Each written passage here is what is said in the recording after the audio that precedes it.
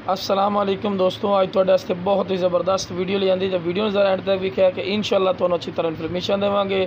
तो शुरू तो ही जानवरों टोर फेर के विखाने का मकसद यह होंदा वीरा कि तुहानूं पता लगे कि माशाअल्लाह सेहतमंद हैं और एक्टिव हैं और माशाअल्लाह डबल हड्डी दे विच माशाअल्लाह। अज जनाब तीन दे तीन ही पठोरे ले आंदे ने, बहुत ज़बरदस्त क्वालिटी वाले पठोरे ने जनाब। उम्र इन्हां दी एक पठोरे दी है पई 12 महीने, तो बाकी जो पठोरे तुहानूं विखावांगे उन्हां दी उम्र है पई जनाब 9 महीने। और माशाअल्लाह चंगे हाइट कद च माशाअल्लाह डबल हड्डी दे विच। तो एक्टिव तुसीं खुद ही चेक कर सकते हैं कि कितने माशाअल्लाह एक्टिव हैं और छलांगा मारते हो माशाअल्लाह पठोरे ने। तो लो जनाब इस तो बाद तुहानूं अलग-अलग करके विखाने जनाब कि तुहानूं पता लगे। लो जनाब पहले नंबर पर माशाअल्लाह पठोरा चेक करो, बिल्कुल तोता फेस और लंबे कन्ना दे विच और जनाब ब्रीडिंग दे बिल्कुल काबिल जनाब। बकरियां नूं फुल क्रॉस करने के काबिल है वीरा। तो माशाअल्लाह नकौड़ा फेस ही चेक करना, बिल्कुल तोते वाली कार और बिल्कुल बरीक पशम माशाअल्लाह। तो लो जनाब चारा भी खवा के विखा रहे हैं कि विरा तुहानूं पता लगे कि माशाअल्लाह सेहतमंद हैं और एक्टिव हैं जनाब।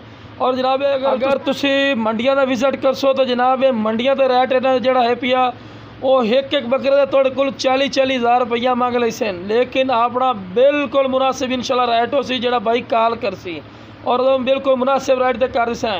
तो लो जनाब चेक कर सकते हैं, बिल्कुल तोता फेस और जनाब हर पॉइंट पूरा बिल्कुल चमकदार पशम और थल्ला बिल्कुल बराबर दा बिल्कुल तोता फेस। तो कन्ना की लैंथ वेखो कम से कम 15 तो 16 इंच माशाअल्लाह कान लंबे।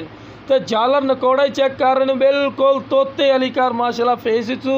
और जनाब यह चीज़ों होंदियां ब्रीडिंग वास्ते भी आला और नस्ल भी आला है जनाब। वो बकरे ने जेड़े आमदे बकरा ही तो तुसीं करना चाहो तो जनाब 120 kg 130 kg आराम नाल वजन करने वाले बकरे माशाअल्लाह जी, अगर अच्छी खुराक भी नाल दी जाए तो बहुत ज़बरदस्त ने और एक्टिव ने। तो लो जनाब बहुत ज़बरदस्त एक्टिव हैं। लो जनाब तीसरा नंबर पर बकरा भी आ गया माशाअल्लाह, बहुत ज़बरदस्त और क्वालिटी वाला और चमकदार पशम है जनाब। और बिरा शौक रखो तो ये जो शौक रखो जरा माशाअल्लाह पता ही लगे कि वाकई कोई शौक है। दोम वेखो बिल्कुल तीर वाली कर सीधी। तो लो जनाब दोनों ही भाई हैं माशाअल्लाह, बहुत ज़बरदस्त क्वालिटी वाले। तो इस तो बाद जनाब तुहानूं एक होर भी चीज़ विखाने। लो जनाब चारा भी खवा के विखा रहे हैं। तो उस तो बाद जो खा रहे हैं माशाअल्लाह गुली तो दाना है मिक्स करके इन्होंने खवाने, इस तरह वेट भी अच्छा करते हैं तो जानवर सेहतमंद और एक्टिव रहते हैं। तो जिस भाई चाहिए जनाब स्क्रीन पर नंबर चलता है पे इस पर रबता कर दे, इंशाअल्लाह प्यार मुहब्बत रह लग जासी। ओके जनाब, अस्सलाम।